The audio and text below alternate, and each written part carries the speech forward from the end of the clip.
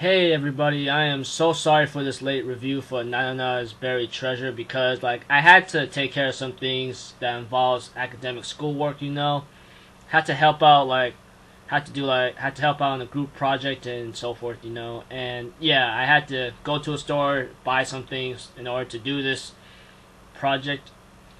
Yeah, things are just getting a little kind of nitty gritty tight around here, especially when it's coming to the end of semester, which is going to start next week and so forth. And yeah, I'll let you know. I'll give you some updates as well. There are going to be some reviews that's going to come in late, and I apologize. And hopefully that'll be okay, And yeah, if anything, when I watched this episode, it kind of got me some what the hell is what's going on, This episode, I don't know how to say it, but when I review through it, I'll let you know how I felt about it. Okay, let's get started. Alright, at the beginning of the episode, we end up seeing that everyone's having this crazy buffet eating thing, the president of the Adventure Club decides, take them all out to eat, go okay, let me just, feed you all, I'll pay for it, eat as much as you like, And the maid of the restaurant's all, trying to flirt with, the president of the Adventure Club, his right hand, or second in command, I don't know who she is, decides to no. She gets a little angry and jealous, going how dare you trying to pick on my man that I care about, And then Jugo ends up fighting over some kind of meat, and then so does her, and then it ends up flying in the air, and then Tensai takes it, I'll just take that, And then her assistant, the maid, but it's actually a boy. I'm like, what the hell's wrong with me? I always thought of the maid as a girl all the time, but yeah, I wasn't so focused on it until Jugo pointed it out a bit, and then I go this guy's a total idiot. Well, a total idiot, not even paying attention and not knowing what's going on. He's all so focused and Tensai with that look, and I go you idiot, are you gay or something? And later, all the food's gone. He goes damn it, what the hell? I go this is what you get for not paying attention, you dumbwit. And the president of the club mentions wants to go to the hot springs, mentioning about finding some ruins there, And Jugo says oh, I don't have enough money, I'm tight-knit right now. And the president says, oh, no need to worry, I'll pay for it. He goes oh, okay, I'll go, Jugo says, And I just thought about it in my head, I go wow, you just put everything aside and still not be suspicious of what the president's going to be up to right now, straight up, truthfully, in the progressing in the scene of episode right now.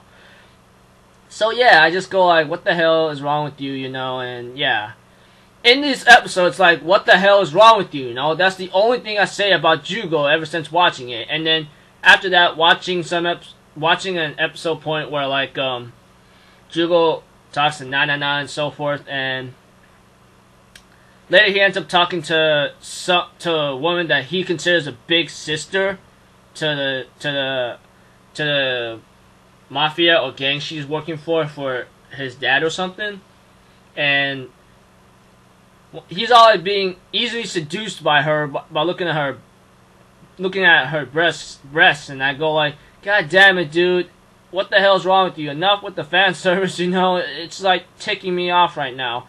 I go I can't believe this guy is so easy to how to say it, seduct or any other words to call it. And later she ends up talking to him, Yukihima, I think Yukihima, yeah, I think I got her name wrong, but I apologize, correct me if I'm wrong, but yeah, it's Jugo ends up saying he's not going back. I'm not going back there, I'm not in this situation where he wants to help people, and I go whatever, man, you're just a guy who wishes to do stuff your way and other things. I can't blame the fool for that. Later, she tells him, I don't want to see your face ever again. That's it, After he says, you're like a big sister to me, helped me out a lot. That's all I see you. And later he ends up looking at his room, and Tensai, the maid, and Nanana's playing video games, and the landlady's like come in and gives him the bill, and damn, 15,000, I think about 15,000 yen, about like the electric bill. That's a lot right there, because like Nanana's like been playing her video games 24/7, like each day, and I go like, damn girl, how much electricity is spent or used like for 24/7? I don't know exactly, you know. There are times where she will switch to the TV, switch to the computer, switch to the TV, switch to the computer, and yeah, like I don't even know how much it'll be like in US dollars, you know. I don't need to find out for real. And he ends up entering something like some kind of secret part-time job whatsoever.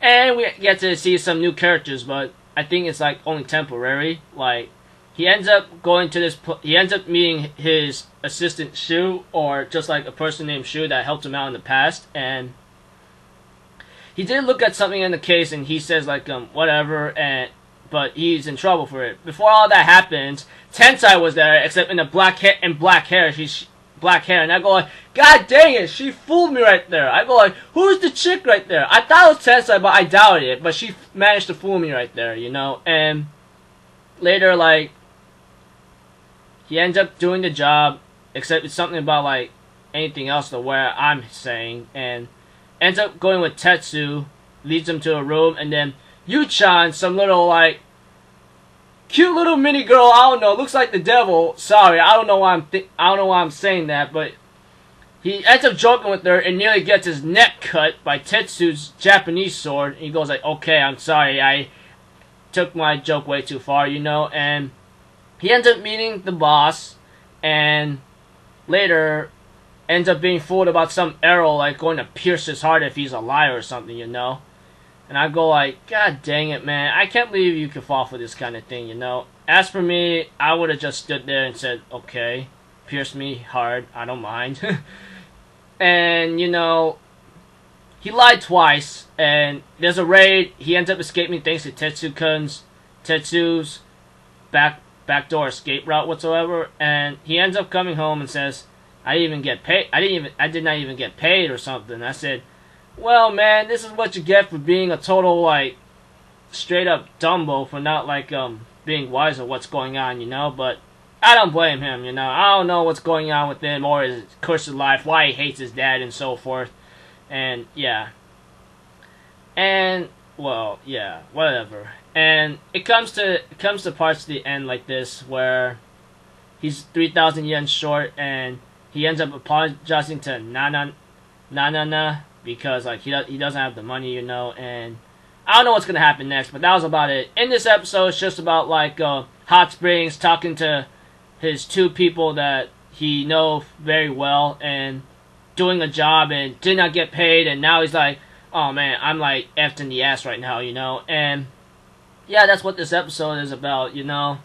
This episode, I don't know, like nothing new happening, not like the other four I saw. Well, eventually, but hopefully something new episode will come in. I'll give this one 3.6 out of 5. I mean, nothing new, nothing crazy happening, but maybe a little like preview of what can come to the next episode. But I do not know for sure. Like, I don't know what's gonna happen to Jugo, you know, in the hot springs. If there's gonna be a ruins and another treasure. I mean, sounds exciting, but this episode, I don't know. Like, nothing much happened, pretty much, but yeah, that's about it. Like, hope you enjoyed this review. Sorry that I came in late and so forth. I am Alpha Zero Forum. I'm cutting out people later.